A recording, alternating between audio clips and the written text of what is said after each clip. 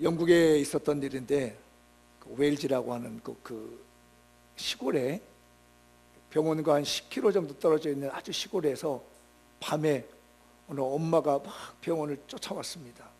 문을 막 두드리면서 문 열어달라고. 다 잠자고 있는데 엄마가 와서 문을 두들겨요. 그 의사가 이제 문을 열고 나와봤더니 허름한 옷을 입은 한 엄마가 와서 경원하는 겁니다. 우리 아들이 죽게 됐다고 살려달라고. 왕진 좀 해달라고 합니다.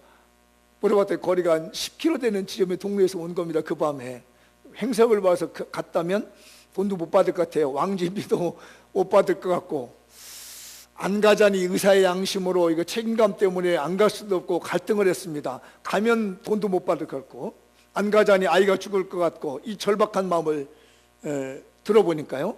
그래서 돈은 나중에 받더라도 사람부터 살리자. 의사의 책임감과 양심을 가지고 엄마를 따라갔습니다. 그 밤에 10km를 가서 보니까 아이가 거의 죽을 지경이 됐죠. 이분이 의술이 있었는지 그 아이를 살려냈습니다. 만약에 그 아이를 살려내지 못했다면 우리 인류 역사는, 특히 영국은 엄청난 손해를 봤습니다. 그 사람이 누구였냐면, 나중에 이 아이가 자라나가지고 1차 세계대전이 있었을 때 베르사유 조약을 맺게 만들었던 영국의 총리였습니다. 네. 노이드 조지라고 하는 총리인데요, 아마 여러분들 한 번쯤 들어봤을 거예요. 그분에 의해서 1차 세계대전이 정리되고 그 영국의 복지국가가 만들어지게 되고, 그곳에 자유민주주의가 꼽힐 수 있던 가장 핵심적인 역할을 했던 사람이 그 소년이었답니다. 만약에 이 의사가 자기의 그 책임을 회피했다면 아마 영국은 이런 위대한 총리를 잃어버렸을 거예요. 저도 어렸을 때 죽었었답니다. 저희 어머니 말로는.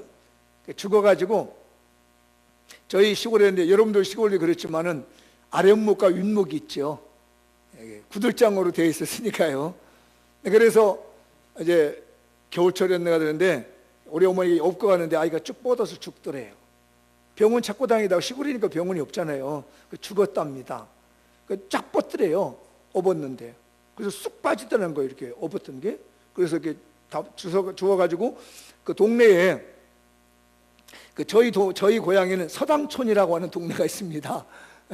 근데 이제 저희 집은 그 서당촌이라는 동네를 지나서 한참 가야, 안쪽으로 들어가야 저희 집이거든요. 근데 거기에 이제 불이 켜져 있더래요.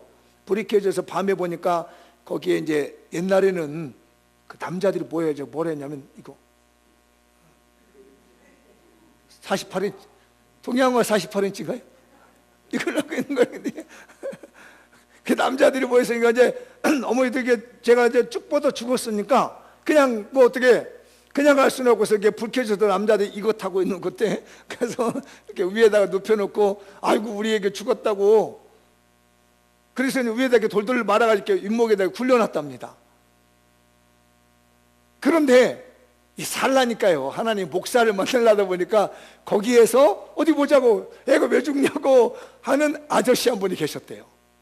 그러더니 그 아저씨의 처치로 제가 살아났더라는 겁니다. 그분이 책임감 있게 저를 돌아보지 않았다면 저는 목사도 뭐고 오늘 여러분들을 만날 수 없는 그런 어떤 상황이 됐을 텐데, 그분이 자기가 어떻든 마음에 가져가지고 책임감을 가져서 저를 살려내주게 되는 거죠. 그래서 인류 역사에 이바지하게 되고 장미영 교회에 이바지할 수 있는 하나님의 인재를 만들어낸 줄 믿습니다. 아멘. 이럴 때는 크게 줘야 돼. 근데 왜 웃지? 아멘 해달라는데, 내가 인류 역사에 이바지를 못하는 사람이구나. 그 누군가의 책임감 있는 행동이 인생을 바꿔주는 거예요. 우리 장미연 교회도 책임감 있는 어떤 그 삶을 감당하는 축복을 받았으면 좋겠습니다. 이거 한번 읽어볼래요? 시작. 책임 있게 회개할 줄 아는 사람이 됩시다. 한 번만 더. 시작. 책임 있게 회개할 줄 아는 사람이 되자. 제가 지금까지 설교를 하면서 신앙의 명문가를 만드는 사람, 신앙의 인재를 배출하는 과정, 뭐 이런 종류의 설교를 좀 계속하고 있는데, 제가 한 설교 중에 인물들 기억나는 사람 혹시 있으세요? 여러분의 마음속에 남은 사람? 한 사람도 안 남았나요? 요즘 들어서 설교한 중에 남은 사람 누가 남아요? 아브라함이 남았어요. 어우, 우리 권사님 최고. 아브라함이 남았어. 또 하기야 뭐 내가 맨날 얘기하는 얘기지만은 여러분들이 기억하면 내가 설교할 게 없잖아. 그러니까 잊어버려 주니까 감사해. 지난주 설교는 누구였어요? 어떤 여인 얘기했죠. 막달라 마리아. 딩동대. 아우, 고마워요. 감사해요. 아니, 여기 중앙에 앉아 계신 분이 지난주 은혜를 받으셨군요. 막달라 마리아. 또 있었죠. 누구죠? 유다와 시몬도 있었죠. 신앙의 인물. 오늘은 야곱의 아들 중에 네 번째 아들 설교를 해볼까 합니다. 혹시 여러분 야곱의 아들 중에 네 번째 아들이 누군지 아시나요? 오, 유다 맞습니다. 첫 번째 아들은 누벤, 두 번째는 시므온, 세 번째는 레위, 그 다음에 유다. 오늘 설교는 유다입니다. 이 형들이 모함을 해가지고요, 아버지의 심부름을 온 막내 동생 경쟁을 요셉을 죽이려고 합니다. 그래서 10명의 형들이 요셉을 죽이자고 모의를 했어요. 그런데 그 동생을 죽이기는 안 될 것 같아가지고 유다가 말을 합니다. 우리 그러지 말고 죽이지 말자. 마침 이스마엘의 상인들이 지나가는데 이 아이 죽여서 뭐하냐, 차라리 팔아버리자. 왜냐하면 유다는 살려주고 싶었던 거예요. 지금 형들이 죽이면 안 될 것 같으니까 어떻게든지 이 아이를 살려야 되겠다는 마음을 가지고 돈 주고 이스마엘 상인을 팔아버렸습니다. 그러고 난 다음에 아버지에 가서는 보고하기를 뭐라면 양을 한 마리 잡아가지고 피를 발라서 그 요셉의 옷을 찢어가지고 거기다 피를 발라서 아버지 요셉이 죽었습니다 보고했습니다. 그리고 이 유다가 양심의 가책을 받았어요. 나 이런 형제하고 못 살 것 같아. 나 이 동네에서 못 살 것 같아 라고 해서 아버지가 살고 있는 동네에서 떠나가지고 헤브론이라는 그 산지에 살고 있는 동네에서 떠나가지고요, 아둘람이라고 하는 가나안 땅에 있는 이방인들이 살고 있는 땅으로 가버립니다. 나는 형제들과 못 살게. 양심이 가책돼서 어떻게 형이 동생을 죽이려고 하느냐, 어떻게 형이 동생을 이렇게 팔아버릴 수가 있겠느냐, 나는 도저히 양심의 가책이 없어서 못 살겠다고 그래서 멀리 형제들과 떠나가지고 가나안 땅은 아둘람이라고 하는 동네에 가서 살았습니다. 근데 거기 가지고 누구를 만나면 수아라고 하는 여인을 하나 만났습니다. 그분은 이방 여자예요. 결혼을 했잖아요. 결혼해서 아들 하나 낳는데 엘이라고 하는 아들을 낳았습니다. 이걸 히브리어로 에르라고 하거든요. 에르. 우리 성경은 엘이라고 했는데요, 에르라고 하는 아들을 낳는데 이 에르라고 하는 뜻이 어떤 뜻이냐면 깨어난다는 뜻이에요. 성경에 보면요, 사람들 이름을 지을 때 어떤 사건을 이렇게 중심으로 해서 이름을 짓거든요. 그래서 이 유다가 무슨 생각을 했냐면, 지금 동생을 이스마엘 상인에게 팔아버렸잖아요. 이 동생이 어떻게 될지는 모르는 겁니다. 마음에 걸리는 그 막내 동생 눈물 흘리며 성들 나 팔지 마라, 나 팔지 말아서 울며 불면서 매달렸던 그 동생의 그 울부짖는 소리가 귓전에 떠나자고 가슴을 미어지는 거예요. 그 소리 때문에 유다가 형제들과 살지 못해서 남의 동네 가서 혼자 그냥 살고 있는데 아이를 낳았는데 그 동생을 보는 것 같은 거예요. 그래서 그 동생을 생각하면서 내 동생은 어디 가서 죽지 말고 꼭 살아있어다오, 깨어있어다오 이러면서 지은 이름이 에르라고 한 이름을 지어준 겁니다. 그런데 이게 안타까운 일이 벌어지는 것이, 이 아이가 자라면서 결혼을 했습니다. 그런데 그때 아내를 하나 얻었는데 다말이라고 하는 아내를 얻었습니다. 며느리를 본 거예요. 유다가 다말이라는 이 며느리를 봤는데, 이게 살다가 말이에요, 아이도 낳지 못하고 자기가 그 동생 생각하면 이름 지으면 어떤 큰아들이 그냥 죽어버리는 겁니다. 그래서 원래 이 동네에서는 형이 죽으면 동생이 결혼해가지고 형의 아들을 낳아주는 법이 있습니다. 이걸 계대결혼이라고 얘기를 하거든요. 우리나라도 그런 게 있죠. 큰 집에 아이가 못 나면 자금이 있으면 아이 낳아가지고 아이 낳아서 입양해 주는 거 있잖아요. 양자 주는 거 있죠. 그렇죠? 안 그래요? 그렇다고 좀 해봐. 서로 공감을 해야 설교를 좀 하는 재미가 있지. 뭐 내가 원문수 해야 돼요 여기서? 설교는 주고받는 거예요, 그죠? 있죠? 아이, 그래. 그렇게 되면 반문을 해줘야 설교를 좀 하죠. 그렇죠, 그렇죠. 양자를 보내는 거예요. 근데 이게 조금 다른 게, 이 성경에 있는 사람도 조금 다른 게요, 동생이 형수하고 결혼을 하는 거야. 네? 우리나라하고 좀 다르죠? 동생하고, 이건 법이에요. 그냥 놀랄 일이 아니라. 동생하고 형수하고 결혼을 해가지고 아이를 낳아서 누구를 주냐면 형에게 주는 거예요. 자기 아들이 아닌 거라. 그러니까 이 둘째 아들이 오난이라고 하는 아들인데요, 가만히 생각해 보니까 형이 죽었어. 그러면 자기가 뭐예요? 큰아들이야, 큰아들. 재산이 넘어올 때는 나한테 넘어오는 거예요. 아버지의 재산이 두 몫이 나한테 넘어오는 거라. 근데 가만히 보니까 형수하고 결혼해가지고 애를 낳아서 주면 그 애한테 재산이 가고 모든 것이 저한테는 오는 게 하나도 없고 이용만 당하는 거예요. 그래서 아버지가 그렇게 결혼시켜줬더니 나 몰라고 아이를 안 낳아버린 겁니다. 그러니까 하나님 보고 이놈 괘씸한 놈이네 라고 해서 그 오난을 죽여버린 거예요. 그 형수는 좀 이제 기다릴 수가 없잖아요. 그러니까 아버지는 무슨 생각하냐면, 내가 며느리를 잘못 봤네? 오해하지 마세요. 우리들 얘기가 아니고 지금 성경 얘기하는 거예요. 내가 며느리를 잘못 봤네? 어떻게 이게 저주받은 며느리를 얻어가지고 우리 큰아들 죽었어. 둘째 아들까지 죽네? 이 불안한 마음이 아버지, 시아버지가 보니까 너무 안 좋은 거라요. 당연히 자기도 지금 본인들은 왜 괴롭겠지 않겠습니까? 다말이라는 여인도 왜 괴롭지 않겠어요? 근데 뭐라고 얘기하냐면, 며느라, 막내 동생이 이제 셀라라고 하는 아들이 하나 더 있었거든요. 셀라라고 하는 아들이. 요 아이는 아직 어리니까 요 아이가 클 때까지 네가 가서 친정집에 가서 살아라. 우리 말이 이거 소방받은 거거든요. 이제요.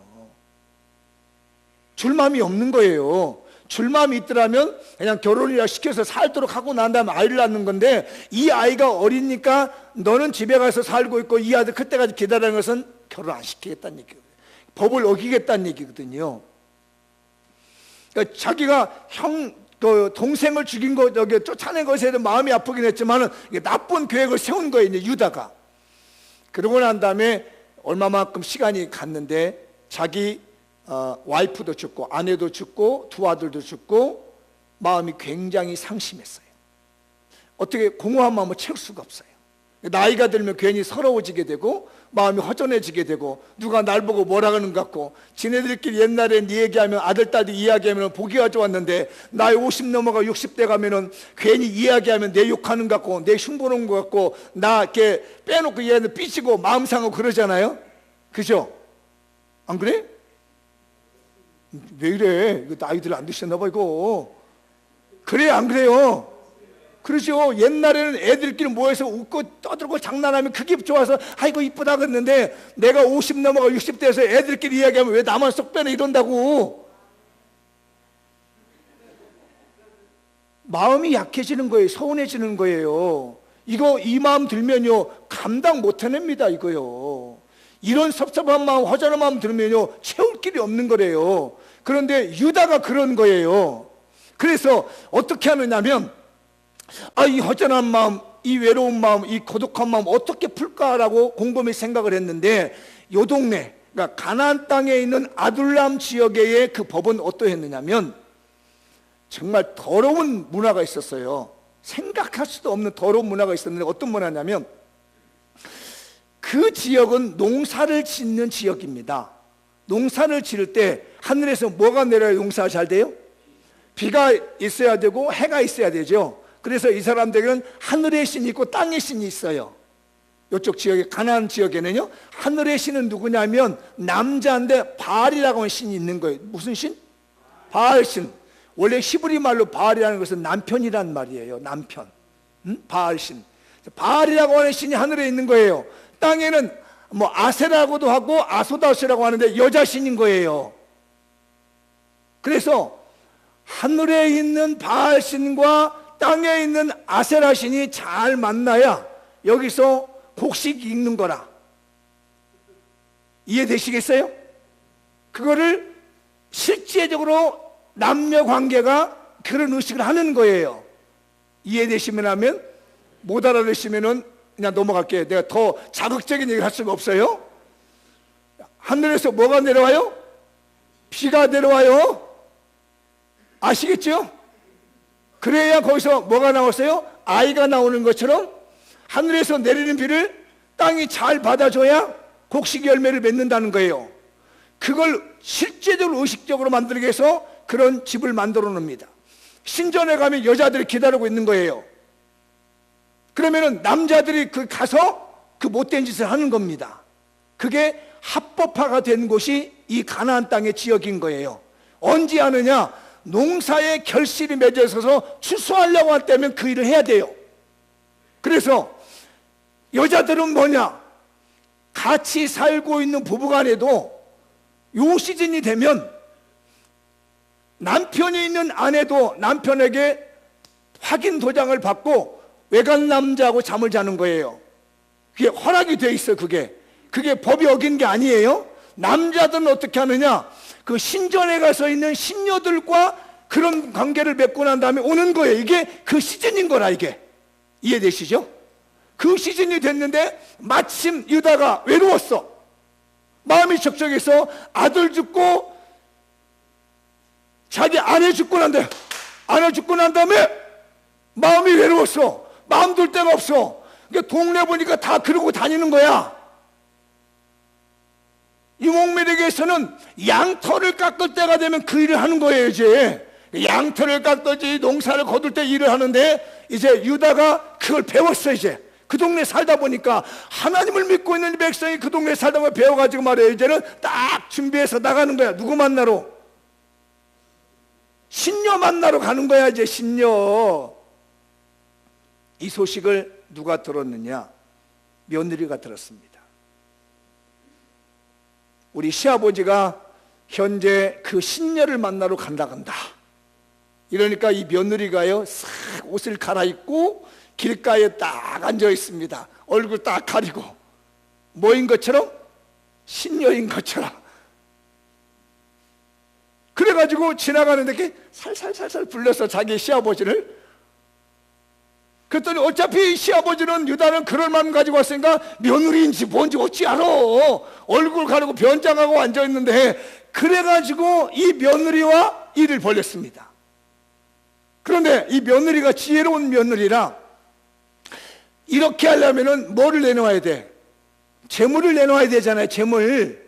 그죠? 좀 얘기 좀 오면 아멘 좀 해줘봐. 재물을 내놔야 되는데 염소를 내기로 하는 거라 이게. 근데 유다가 오다 보니까 염소를 못 끌고 왔네. 그러니까 내가 염소 안 가져왔다니까. 뭐라 하냐면 이 며느리가 그러면 당신의 지팡이하고 인장하고 끈을 달라는 거예요. 보통 우리 인장하면 손에 끼우는 건데 그 당시는 목걸이처럼 걸고 다녔습니다. 끈에다가. 그러면 오늘 그 염소를 나한테 안 줘도 되니까 당신이 가지고 있는 그 지팡이하고 끈하고 인장을 주십시오. 그리고 나중에 와서 염소 주시고 바꿔 가십시오 이겁니다. 그렇지, 쉽죠. 그러면 그렇게 하자. 그러면 내가 나중에 와서 염소 줄 테니까 나중에 지팡이하고 인장과 끈을 맡겠습니다. 그리고 일을 벌리고 난 다음에 이제 와서 창피하잖아요. 하나님 믿는 백성이 그려놨으니. 그러니까 자기가 직접 못 가는 거야. 동네 아는 사람들 통해가지고 뭐라고 하냐면, 자, 이거 염소 줄 테니까 거기 길거리 가면 있어. 여자 있으니까 가서 이거 염소 주고 그거 지팡이하고 끈하고 인장 좀 찾아와. 그래서 뒷돈 줄여주면서 갔더니 이 사람이 이제 심부름을 갔네요. 가서 그 동네를 간다 물어봤더니 그 동네는 그 신녀가 없다는 거야. 아이고. 그 동네는 신녀들이 있는 동네가 아니라는 거예요. 그래가지고 와자가 쪼르르 와가지고 유다한테 그 동네는 신녀가 없대. 그리고 없는 걸로 덮어버렸습니다. 그런데 3개월 후에 사건이 터졌어요. 동네 소문이 살살살살 나기를 유다의 며느리 다말이 임신했다는 소문이 난 거야. 아니 친정집에 가서 조신이 있으라겠더니 이게 무슨 놈의 당관이라면서 버럭버럭 화를 내면서 옛다 우리 며느리 부질러 죽이다고 했습니다. 그러니까 이 며느리가 가만히 있다가 사람을 보내가지고 뭘 보내줘요? 인장하고 끈하고 지팡이하고 이렇게 딱 건네주면서 이게 누구 건가 좀 알아보달라고. 사람을 보내고 살짝 유다에게 보냈습니다. 그때 보니까 이거 자기가 3개월 전에 준 거거든 이게. 이 며느리가 굉장히 지혜로운 며느리예요. 무슨 얘기하고 있어? 시아버지가 나를 이렇게 했는데 이거 봐 이거 봐 이렇게 했으면은 난리 뒤집어졌지요. 내 지혜로운 며느리가 그런 걸 다 덮고 조용히 가서 이 얘기를 했습니다. 전달했더니 딱 보는 순간 유다가 크게 깨우침이 있었던 거예요. 그래서 던진 말이 있습니다. 읽어볼까요? 유다가 그것들이 뭐예요 지금? 지팡이하고 인장하고 끈이에요. 알아보고 이르되 그는 나보다 옳도다. 내가 그를 내 아들 셀라에게 주지 아니하였음이로다 하고 다시는 그를 가까이 하지 아니하였더라. 그가 나보다 옳았다는 얘기는 뭐냐면 너도 잘못했고 나도 잘못했다는 얘기. 들어보셨죠? 유다도 잘못했고요. 다말도 잘못했잖아요. 그죠? 어떻게 시아버지하고 그런 생각을 할 수 있겠어요?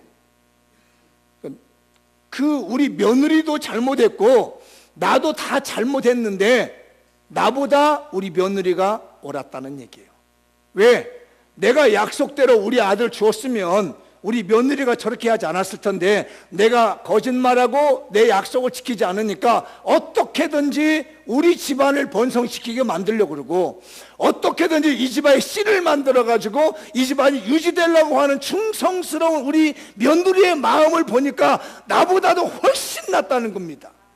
이해되셨나요? 잘했다는 얘기 아닙니다, 여러분요. 두 사람이 잘했다는 얘기는 아닌데 잘못한 중에도 며느리가 나보다 훨씬 우리 가정을 생각하는구나 라고 인정하면서 그날 밤부터는 절대로 이 여인을 가까이 하지 않았다는 얘기. 그걸로 육정적인 관계를 갖지 않았다는 얘기입니다. 여기서요 유다가 책임감 있게 회개를 하는 겁니다.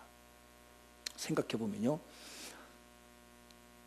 요 증거물을 이렇게 눈앞에 가져왔을 때 싹 치워버리고 어디서 어떤 남자를 만나가지고 와가지고 나한테 핑계대냐고 해서 죽일 수도 있었습니다.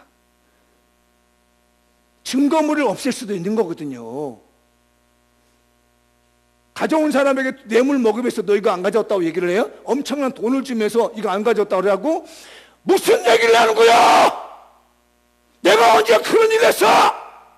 라고 하면서 소리 버럭버럭 지르면서요, 저것이 어디서 이상한 짓 해가지고 와서 아이를 낸 다음에 죽게 생겼으니까 나한테 뒤집었어! 이렇게 노발대발할 수 있었습니다. 왜? 유다는 권력자였기 때문에, 유다는 힘 있는 사람이었기 때문에. 다말은 약자였거든요. 얼마든지 그 사회에서요 뒤집어 씌워서 다말을 쳐 죽일 수 있었는데 신앙의 양심이 있었던 이 유다는 거기서 통회하며 회개합니다. 솔직하게 자기의 잘못을 고백합니다. 사랑하는 우리 장미영교회 여러분들이요, 우리의 잘못을 이유 핑계 대가지고 뒤집어 씌우지 마십시다. 그런 양심 없는, 도덕적 양심이 없고 신앙적 양심이 없는 교회가 되지 말아야 되겠습니다. 잘못한 것을 솔직하게 고백할 수 있는 사람이 되어야 됩니다. 이런저런 이유 달고 핑계 달고 핑계 대가지고는요 하나님이 쓰는 사람이 아니에요. 잘못하면 잘못했습니다. 네가 나보다 옳다. 그래서 이 유다가 예수님의 혈통이 되는 거예요. 우리 예수님은요 누구를 사랑한 줄 압니까? 다 죄인이라고 합니다. 의인은 없나니 하나도 없다고 합니다. 유다도 죄지었어요. 다말도 다 죄지었어요. 그런데 네가 옳고 내가 잘못했다고 고백한 이 유다를 들어서 하나님이 예수 그리스도가 그 혈통을 통해서 나오게 하셨다는 사실인 거예요. 이게 중요한 거예요.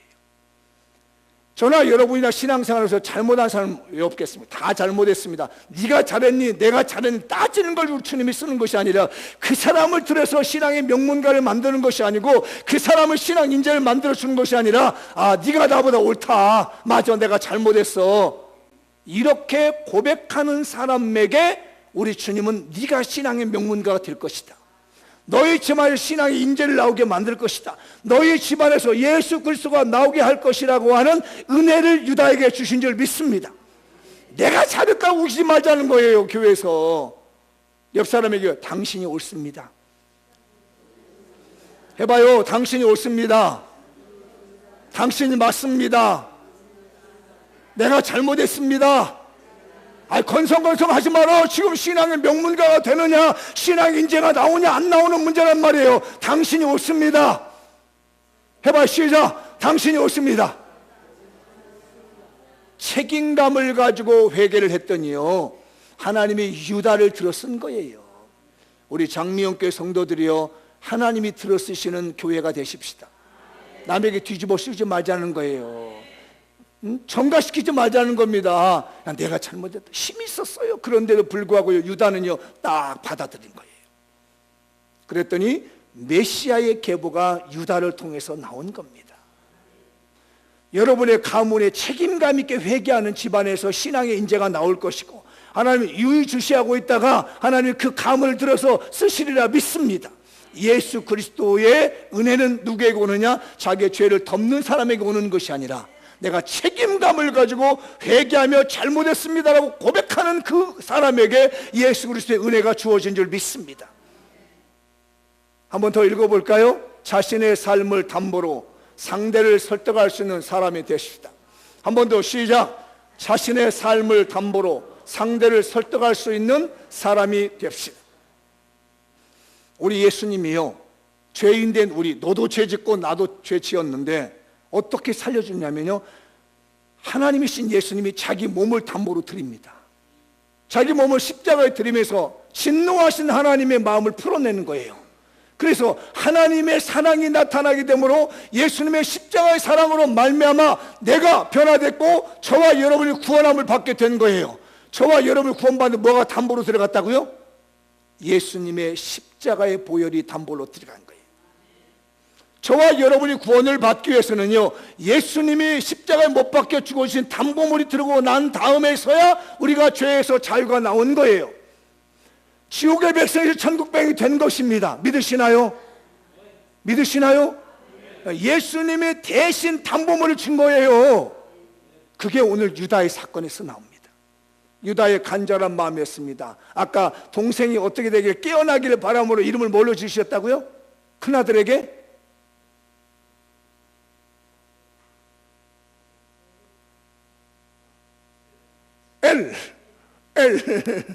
에르라고 했다고, 발음 에르라고 하는데요, 깨어나기를 바라는 간절한 마음으로요, 아들을 찾아들려가지고 제발 동생아 어디 가서 죽지 말고 깨어다오.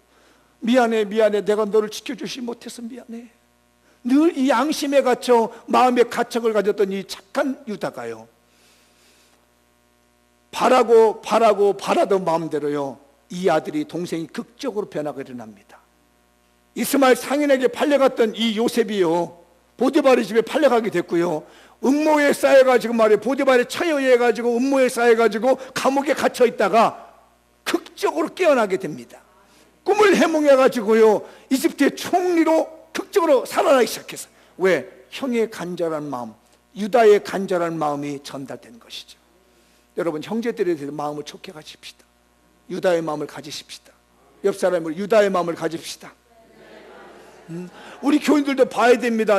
저 힘없고 힘없는 저 우리 교인들 깨어나게 주옵소서, 일어나게 주옵소서. 간절한 기도가 필요한 거예요. 저 아픈 영혼 일어나게 주옵소서. 유다의 마음이 그거 있단 말이에요. 그걸 지키지 못한 것을 회개했던 것처럼 이 유다가 간절한 마음으로 동생의 마음을 그리웠는데 그 마음이 전달되어서 갑자기 깨어나게 되었습니다. 애굽의 총리가 돼서요, 소문나게 됐습니다. 가나안 땅에 흉년이 들었습니다. 그래서 가나안 땅에 가서 곡식을 얻으러 갔습니다. 근데 이게 알 턱이 없죠. 한 20여 년 전에 헤어진 동생이도 어떻게 그거 알아요? 모르지요. 그러니까 딱 요셉은 보니까 자기 형들이 그거 다 보이잖아요. 그래가지고 진학을 펴니다. 곡식을 가지고 온 사람들한테 뭐라고 하냐면 스파이다, 간첩이다 해가지고 신문을 볼모로 딱 묶어놓은 다음에 너 막내 동생 있다며? 자기들이 쓸쓸히 분 거 물어본 것도 아니고 자기들이 쓸쓸히 분 거야. 그 막내 동생 베냐민을 데려오면 너희들이 스파이가 아니고 간첩이 아니고 진짜 곡식 사러 온 착한 사람이다 알겠고, 만약에 베냐민을 안 데려오면 이 시므온은 죽는다. 그러니까 어떻게 해요? 그 권력 앞에서 벌벌벌 떨면서 알았습니다 하고 갔다가 시므온을 맡기로 했다면 아버지한테 간 거예요. 이제 아버지 이렇고 저렇고 하다 보니까 베냐민이 막내 동생이 있다는 걸 얘기했더니 시몬이라고 하는 이 형을 갖다가 묶어놓고 베냐민 데려오래요. 그러니까 요셉, 여기 그 야곱이 말하면 옛날에 막내 동생 요셉을 죽이더니 내가 사랑하는 이거 겨우 이거 막내둥이 하나 보고 있는데 이 아들마저 죽이려고 그러냐. 그때 큰아들 루벤이 났습니다. 아버지, 제가 아들이 있거든요. 이 아들을 잡아두시고 베냐민을 주세요. 그러면 제가 내 아들 목숨 걸고 잡아오겠습니다. 데려오겠습니다. 했더니 안 돼. 왜 안 되죠? 왜 루벤의 말은 왜 아버지의 마음이 안 통했죠? 아시나요? 아시죠? 루벤이요, 아버지의 아내를 범했습니다. 왜냐하면 아들은 나이가 많고요, 아버지의 첩이죠. 첩은 나이가 젊은 거야. 그러니까 아들하고 이 어머니하고 눈이 맞았던 거예요. 그걸 누가 알았어요? 야곱이 한 거. 그 큰아들의 말은 믿어지지가 않는 거예요. 팥으로 매주 쓴다, 콩으로 매주 쓴다, 안 믿어진 겁니다. 안 돼. 아버지의 마음을 설득할 사람이 없는 거예요. 근데 시간이 흐른 다음에 유다가 나섭니다. 아버지, 제가 목숨을 걸겠습니다.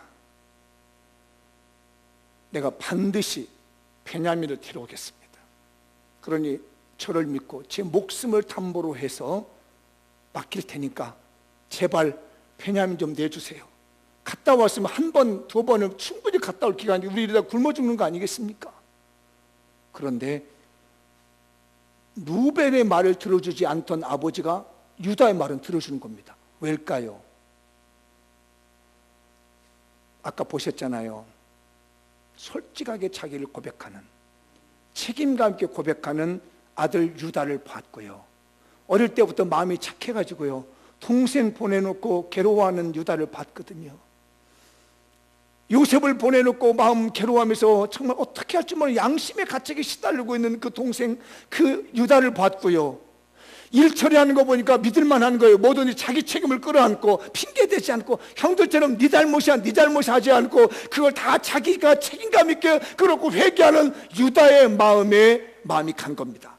그러니까 자기의 삶이 담보가 된 거예요. 지금까지 살아온 삶에 대한 담보가 되었던 겁니다. 우리 믿는 장미영교회 성도들이요, 여러분의 살아온 삶이 담보가 되어야 됩니다. 아, 네 말이면 믿을 수 있어. 응? 다른 사람을 몰라도 당신 말이면 믿을 수 있어. 예수 믿는 사람 다 거짓말 같고 말쟁이 같고 다 또마담 같은데 내가 당신만은 믿을 수 있어. 이런 사람이 되어야 됩니다. 우리 장미영교회 성도들이요, 우리 교인들은 믿을 수 있어야 됩니다. 옆 사람에게 봐, 당신 말은 믿을 수 있어.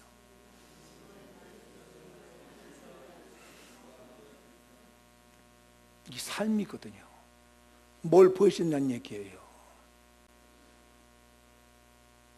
콩으로 매주 쓴다 해도 못 믿는 사람이 있고요, 파치로 매주 쓴다 해도 믿는 사람이 있습니다. 그게 유다였습니다. 아버지에게 있어 유다는요 믿을 만한 사람이었습니다. 인정이 됐습니다. 우리 교인들이요 꼭 그렇게 되십시다. 안 믿는 사람들 얘기할 때 그래 당신 말은 내 믿을 수 있어. 다른 사람은 못 믿지만 당신이 하는 얘기 믿을 수 있어. 그 얘기가 좀 유다인 거예요. 왜? 삶을 담보로 했거든요. 그랬더니 오늘 나왔는데요, 읽어보죠. 내 아우도 데리고 떠나 다시 그 사람에게 가라. 큰아들이 얘기할 때는 말을 안 듣더니 유다가 말해, 그래 내 아들 내주면 내가 데리고 가라. 내가 네 말이면 믿는다. 네가 담보로 쳤냐? 네 인생을 담보로 걸었냐? 네 삶을 담보로 걸었냐? 그러면 가 데리고 갈게. 50년 사신 분들 50년 동안에 신용이 살아있어야 됩니다. 60년 사신 분은 60년의 신용이 살아있어야 됩니다. 70년을 사시는 분은 70년의 신용이 살아있어야 합니다. 내 삶이 내 삶의 담보물이 되어야 됩니다. 유다가 자기의 삶이 담보물이 된 거예요. 아들 데리고 가라. 그 다음에 보시죠. 시작. 전능하신 하나님께서 그 사람 앞에서 너희에게 은혜 베푸사 그 사람으로 너희 다른 형제와 베냐민을 돌려보내게 하시를 원하노라. 내가 자식을 잃게 되면 그래 네가 말하면 내가 내 아들이라도 괜찮아. 누가 몰라도 우리 아들 중에 유다 네가 말해 그러면 내가 내 아들 잃어도 괜찮아. 네가 원한다면 우리 교인들이요 하나님이 네가 기도해서 원한다면 내가 모든 걸 조사도 괜찮아. 네가 하나님께 나와 간구한다면 이제 너는 믿을 수 있어. 네 아들 죽어도 좋아. 데리고 가. 이게 유다였다는 겁니다. 하나님이 예수님에게 하신 것이죠. 네가 십자가에 죽어? 좋아. 내가 너의 십자가는 믿어. 내 아들 잃어도 좋아. 하나님의 아들 예수 그리스도시잖아요. 내 아들 잃어도 좋으니까 예수님이 십자가를 쳐 믿을 수 있어. 우리도 예수님 닮아서 믿을 수 있는 신용 있는 사람이 되십시다. 내 삶이 담보가 돼서 상대방을 설득할 수 있어야 됩니다. 말장난하는 것이 아니에요. 한 번 써먹기 위해서 쓰는 말이 아니에요. 거짓말하는 게 아니에요. 내 삶이 담보가 돼서 그 사람의 막힌 남을 열어줄 수 있는 그런 능력 있는 사람이 되자는 말이에요. 이게 유다였습니다. 그래서 그곳에서 예수 그리스도가 나오시게 되는 거예요. 아니 예수님 실컷 믿어서 천국 간다고 했는데 못 간다고 하면 누가 그 믿어요. 이렇게 정확하게 자기의 삶을 담보로 드리고 있는 유다였기 때문에 그 유다를 통해서 예수 그리스도가 탄생하게 되는 것이고 그 집안에서 다윗의 왕국이 나오게 되는 거예요. 우리 사랑하는 장미원교회 성도들이요 내 삶이 담보가 돼서 사람들을 설득해낼 수 있는 은혜가 있기를 바랍니다. 그렇게 해서 베냐민을 데리고 갔습니다. 갔는데 또 이게 안 보내주네.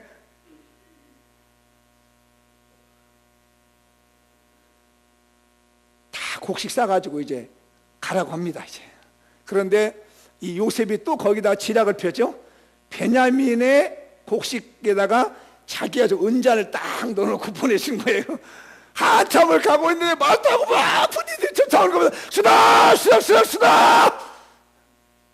아니 우리 총리께서 은혜를 베푸는데 왜 너희들 도둑놈이 됐어? 그러니까 무슨 도둑놈이에요? 우리 돈 다 치고 왔는데 아니야. 우리 총리께서 쓰시는 은잔이 없어졌다. 너희들이 가져갔다고 얘기하는데 한번 보자 했더니 우리가 가져가요. 좋아. 그럼 곡식단을 지금부터 이제 쏟아 붓는다. 루벤, 레위, 유다, 단, 아셀, 이사갈, 스볼론 다 부었어요. 납달리도 부었어요. 그런데 마지막에 베냐민을 슬슬 부는데 이게 웬일이야. 베냐민에게서 은잔이 나와버린 거다 이게. 일로와! 다 따라와! 그러니까 이제 잡혀가지고 졸졸 끌려가지고 애굽 총리 앞에서 이놈들! 내가 은혜를 베푸는데 너희는 이렇게 도둑질로 나를 갚아! 난리가 난 겁니다. 이제 그 호령하는 소리 앞에 누구도 말 못하는데 이때 유다가 나타납니다.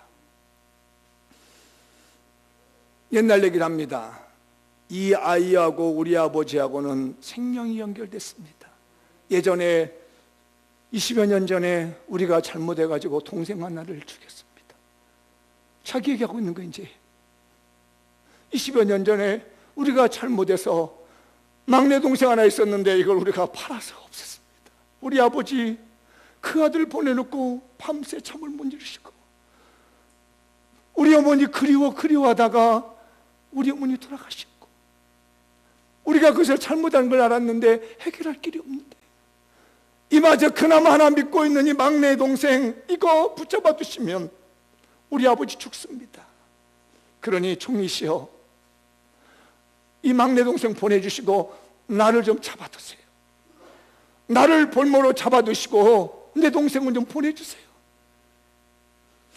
이 유다는 그동안에 동생 하나 잃어버리고 난 다음에 괴로웠는데 이제 마지막 남은 그 동생, 아버지가 그렇게 아끼는 동생을 마저 이렇게 생겼으니 눈물로 호소하며 애걸하며 복걸하며 그 총리에게 도와달라고 합니다. 제발 나를 붙잡아 두고 우리 아버지와 이 아들의 생명이 연결됐으니 제발 보내주십시오라고 간절히 얘기를 합니다. 그 부분에 대한 대응이 본문인데 읽어보도록 하죠. 이제 주의 종으로 그 아이를 대신하여 머물러 있어 내 주의 종이 되게 하시고 그 아이는 그의 형제들과 함께 올려보내소서. 그 아이가 나와 함께 가지 않냐면 내가 어찌 내 아버지에게 돌아갈 수 있으리까? 두렵건대 재해가 내 아버지에게 미침을 보리이다. 우리 아버지 죽습니다. 이 유다의 말을 들은 요셉이 펑펑 웁니다. 지난날에 20여 년 동안 보고 싶었던 형들이 눈앞에서 펑펑하며 진실을 알게 된 이 요셉이 그걸 보고 눈물을 펑펑 울면서 자기의 신분을 밝힙니다. 형님들, 접니다. 제가 요셉입니다. 형님들이 20여 년째 보내고 그렇게 가슴 아파하는 유다 형님이 그렇게 애타며 마음 아파하는 동생 요셉입니다 하면서 총리의 마음을 바꿔서 신분을 밝히게 만들어준 사람이 유다였습니다. 자기의 삶을 담보로 내놓고 목숨 걸고 토론한 설득력을 한 이 유다를 통해서 우리 주님은 예수 그리스도가 나오게 한 거예요. 그래서 예수 그리스도가 당신의 삶의 모든 것을 담보물로 내놓고 저와 여러분을 구원하게 하신 은혜를 베푸신 줄 믿습니다.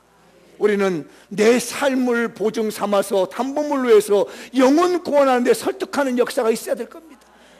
마지막으로 이 아버지가 죽으면서 옛날 일을 생각하며 오늘 축복한 내용이 우리가 읽은 본문의 내용입니다. 읽고만 넘어가겠습니다. 시작. 유다는 사자 새끼로다. 사자 새끼같이 강렬했다는 거예요. 내 아들아, 너는 움킨 것을 찢고 올라갔도다. 그가 엎드리고 구름이 수사자 같고 암사자 같으니 누가 그를 범할 수 있냐? 너의 그 용기와 그 어떤 마음을 기상을 내가 어떻게 이겼느냐? 주가 하나님 왕권입니다. 유다를 떠나지 아니하며 통치자의 지팡이와 그 발 사이에서 떠나지 아니하기를 실로가 오시기까지 이르니 그에게 모든 백성이 복종하리로다. 실로라는 말은 무슨 말이냐면 지역의 이름이기도 하지만요, 실로라고 하는 히브리어 음가가 메시아라는 음가가 같아가지고 메시아가 오실 때까지 간다는 겁니다. 읽어보죠. 그의 나귀를 포도나무에 매며 그의 암나귀 새끼를 아름다운 포도나무에 맬 것이며 또 그 옷을 포도주에 빨며 그의 복장을 포도주에 빨 풍성해진다는 얘기입니다. 근데 잘 보면 포도주에 빤다는 것은 피핏이 된다는 거거든요. 예수 그리스도가 십자가의 보혈로 피를 흘리며 우리를 구원해 줄 것은 예언적으로 말합니다.